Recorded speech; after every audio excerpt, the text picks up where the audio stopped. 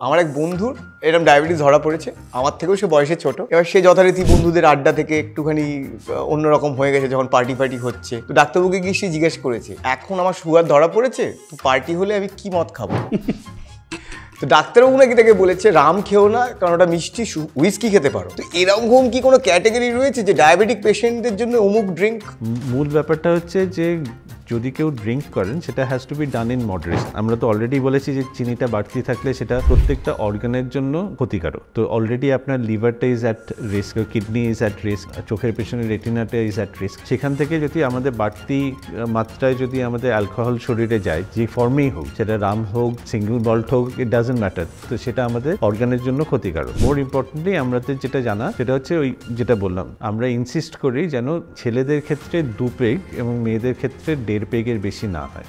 তার মানে 21 ইউনিটস ছেলেদের ক্ষেত্রে আর মেয়েদের ক্ষেত্রে 14 ইউনিটস। এইটাকে কিন্তু মেনে চলতে হয়। ভালো করে শুনে নিন ডাক্তারবাবু কি বললেন। 2 পেগ মানে ওই মগে করে আর বালতিতে করে পেগ মাখবেন।